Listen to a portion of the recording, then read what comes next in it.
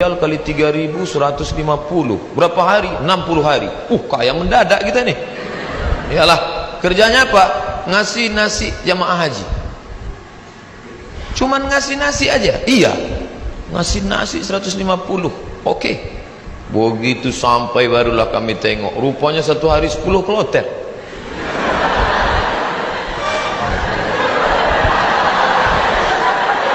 Satu kloter 400, 10 kloter 4.000 orang yang mau dikasih. Saya ngasih nasi kotak. Tugas saya nasi kotak. Kawan saya yang satu nih, yang sekarang di Jakarta itu bagian ngasih jeruk. Asal yang jamaah haji itu nenek-nenek dikasihnya 1, yang anak gadis dikasihnya 5. Jadi setelah jam istirahat saya bilang, ente zolim, saya bilang. Ini yang kita kasih ini bukan jeruk kita, ini punya umat. Nanti di akhirat kita akan dituntut di padang mahsyar. Kok ente kasih bu itu 1, yang itu 5? Nenek itu kita kasih jeruk 1, memang tak tekunyahnya lagi gitu. Ini anak gadisnya kita kasih. Jadi kalau cerita sama Ustadz itu ada saja dalilnya. Jadi saya kalah, dan dia sekarang alhamdulillah setiap saya pergi haji, pergi umroh kemarin di King Abdul Aziz itu saya foto. Habis itu saya kirim ke kawan-kawan dulu, ingatkah di kau wahai kawan, 20 tahun yang lalu kita di sini. 20 tahun yang lalu kita di sini bekerja, inilah setiap melihat kemah-kemah, setiap melihat atap ini terkenang kalian. Aku masih ingat kalian dulu yang membagi jeruk, nenek-nenek 1, anak gadis 5. Dibalasnya kiki.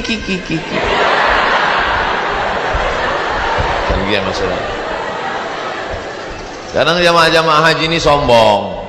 Jamaah haji ini tak semuanya hatinya baik, banyak juga yang sombong. Menengok kita kerja, nampaknya berkeringat, berpeluh, sepele nengok kita. Panggilnya, sini bentar. Ya Pak, sudah lama jadi TKI. TKI bukan hina. TKI itu pahlawan devisa. Saudara-saudaraku yang bekerja menjadi TKI di Hong Kong, di Singapura, kalian pahlawan devisa. Tapi orang menyepelekan kalian. Kalian mencari makan di negeri orang lain, padahal di negeri ini sumber makanan. Kenapa? Makanan itu dicuri orang. Akhirnya kita susah, mahasiswa susah, pekerja susah, istri meninggalkan suami yang dalam keadaan sakit menjaga anak untuk mencari nafkah. Disepelekan. Sudah lama jadi TKI. Kami ini mahasiswa Pak. Di mana kalian belajar? Di Kairo. Asal dari mana? Riau. Memangnya tak ada universitas di Riau? Ada Pak, cuman 1 semester 5 juta. Sidang tertutup 10, sidang terbuka 15, buka tutup 25. Tak ada duit. Maka kami belajar jauh-jauh. Selesai S1, pulang saya ke rumah. Haji Abdul Somad LC titelnya, lagi cemas. Ke bawah tak berakar, ke atas tak berpucuk. Tak tahu apa mau dibuat. Pulang ke rumah menengok kebun sawit ada di rumah. Banyak Pak Ustaz? Tak banyak, cukuplah untuk 7 keturunan. Kalau tak dijual-jual. Lalu kemudian saya pun pergi ke kebun 2-3 hari, seminggu 2 minggu. Kata mak saya, Mat, kau pergilah dari kampung nih. Kenapa? Okak telingaku dah. Masa kuliah di luar negeri balik ke kebun juga. Akhirnya pergi saya ke Malaysia melanjutkan S2 untuk menyelamatkan telinga mak saya. Ambil S2. Di mana sekarang Somad? S2. Negeri ini tidak menghormati ilmu. Sampai di Malaysia jumpa sama kawan-kawan dulu yang sama sekolah. Engkau di mana sekarang nih? Aku ambil master lah. Subsidi rumah, subsidi beasiswa, subsidi, semua dapat subsidi. Kita di mana? Di parkir motor di tempat yang jauh. Begitulah keadaan. Padahal sama-sama orang Melayu, bahasa kita sama, bentuk kita sama, hidung sama-sama jongkok. Tapi nasib dia tegak, kita sujud terus. Itu yang terjadi. Saya kuliah di UKM, Universiti Kebangsaan Malaysia. Banyak orang nanya saya, kenapa tak ambil UIA? Kenapa tak ambil IIU, International Islamic University? Kenapa tak ambil Malaysia? Kenapa tak ambil UM, University Malaya? Kenapa ambil UKM? Dia tak tahu. Di UKM tu bisa ngutang. Tapi saya tak selesai. Karena saya pemburu beasiswa. Tiap hari searching, browsing, mancing, launching. www.google.com beasiswa. Pakai bahasa Arab. Minhah dirasiyah. Enter. Dapatlah peluang beasiswa. Dan saya selalu masuk di warnet Fakultas Sains di UKM. Saya tak mau di fakultas saya, FPI namanya, Fakulti Pengajian Islam. Saya masuk ke Fakultas Sains karena di situ internetnya gratis. Dan orang Malaysia itu tak tanya-tanya, ditengoknya. Muka saya pula muka-muka anak sains kan.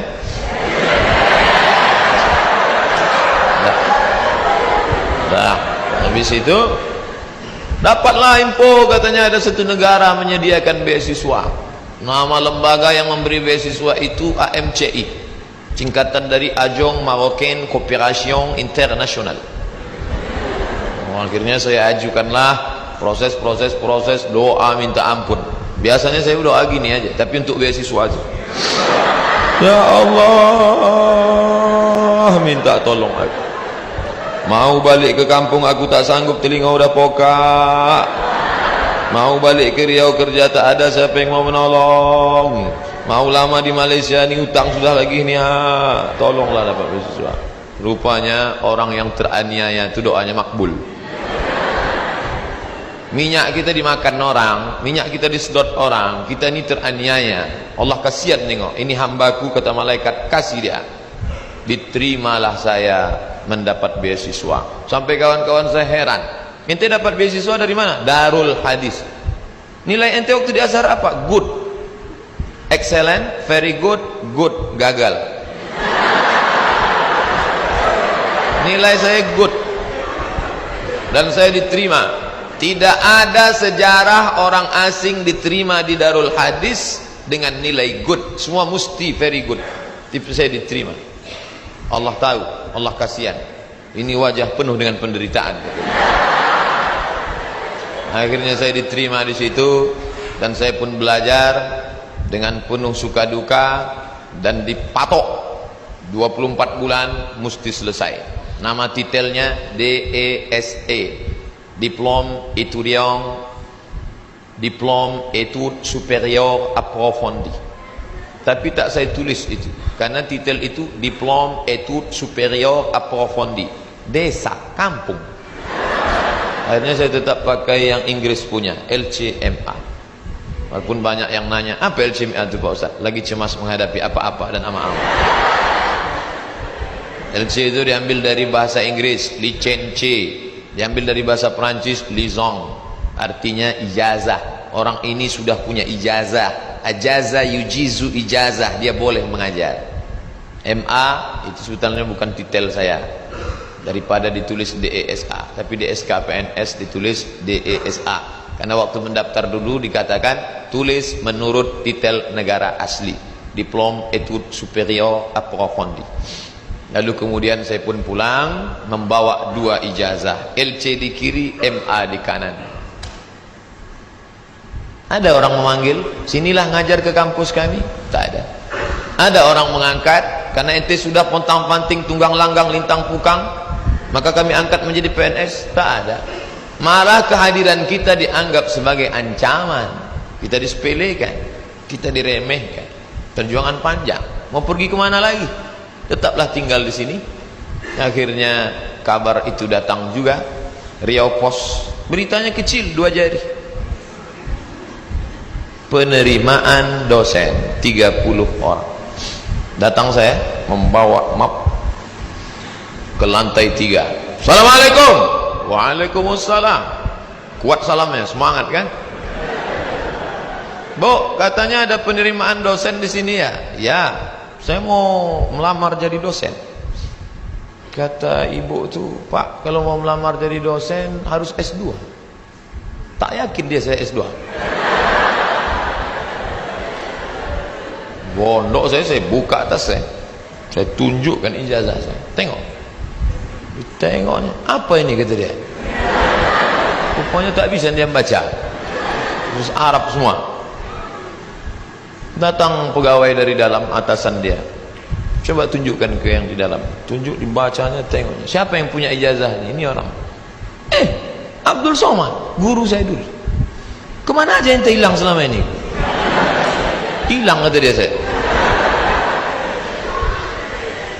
akhirnya setelah melewati proses panjang, ini fotokopi, saya mau jadi dosen pak, fotokopi ijazah, transkrip nilai, legalisir, semua oke, sudah pak. Ada lagi yang belum Somad. Apa pak? Surat kesehatan dokter. Ragu dia saya sehat, jantung saya kusut, tak tahu dia saya tahan tegak lama. Pergilah saya ke puskesmas Jalan Harapan Raya sebelah kanan, masih ingat saya tempatnya sekarang. Sampai ke situ, assalamualaikum bu, waalaikumsalam, saya mau ngurus surat sehat. Ya sebentar ya. Tak lama sudah itu datanglah bidan, baju putih, jilbab putih, rok putih, membawa balon warna hitam kecil. Kosong. Sebentar ya pak ya. Iya, katanya mau memeriksa detak jantung. Memang jantung saya tak normal detaknya waktu itu. Cantik pula bidan tuh. Itulah, periksanya lah. Habis itu keluarlah, buatnya sehat. Anda sehat. Ini suratnya. Saya mau cepat balik, saya tariklah surat itu. Saya menarik, dia menarik.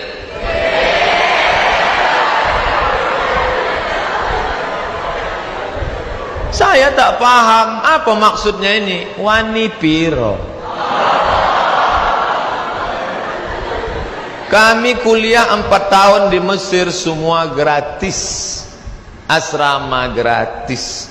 Uang saku dikasih tiap bulan. Sampai-sampai tiket pulang saya pun gratis. Mesir itu bukan kaya macam Saudi Arabia, dia tak ada minyak. Miskin Mesir itu, tapi bisa membiayai kami anak Indonesia 100 orang setiap tahun, dan yang kuliah di sana 74 negara. Fir'aunnya Husni Mubarak, terserah mau ngejek dia jahat, yang penting saya gratis kuliah 4 tahun dari Al-Azhar itu, walaupun bukan tanah dia, tapi itu dari wakaf Al-Azhar. Negeri ini kaya, gemah ripah loh jenawi, tongkat dan batu jadi tanaman. Di Mesir kalau diletakkan tanaman itu mesti disiram dengan air baru tumbuh. Di tempat kita campakkan aja batang ubi itu ke belakang, tengok besok pagi bertunas walaupun sungsang. Ini negeri luar biasa, tapi orang belajar. Berapa banyak orang tua di negeri ini mau memasukkan anak sekolah SMP pun tak sanggup. Daftar ulang 14 juta. Doktor, dosen, golongan 4D ngobrol ke saya hati ke hati, aku tak sanggup menyekolahkan anak ini Ustaz Somad. Baru 2 yang sekolah, belum kuliah lagi. Mau jadi apa ke depan?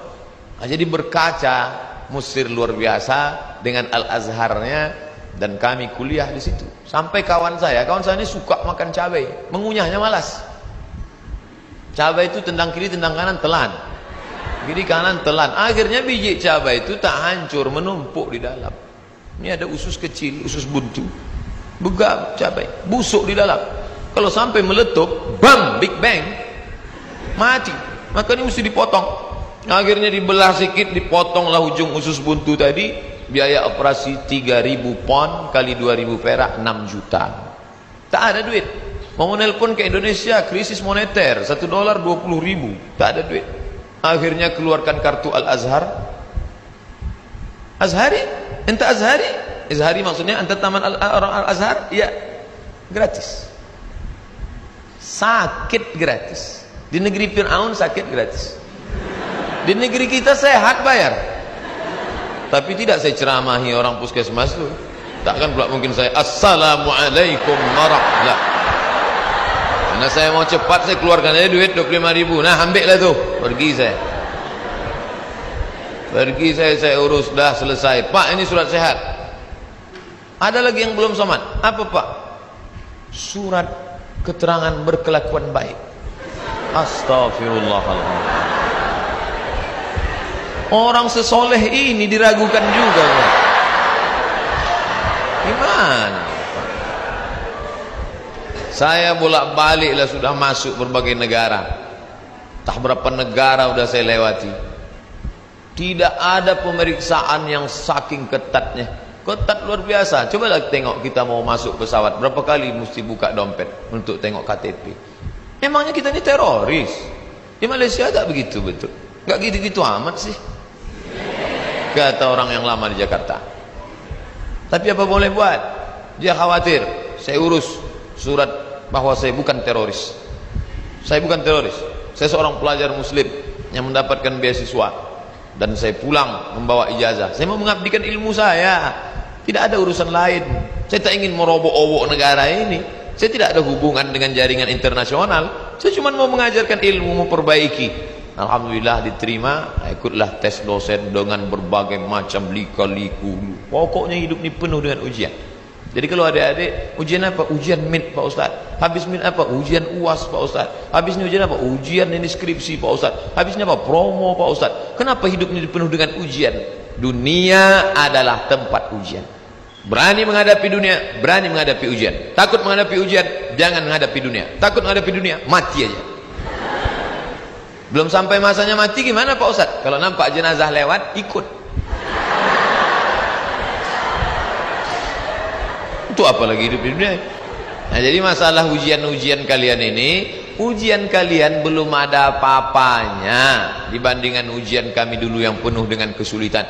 4 tahun gak jumpa orang tua, itu luar biasa. Ustadz aja yang bilang luar biasa, orang saya yang merasakannya kok. Saya gak nengok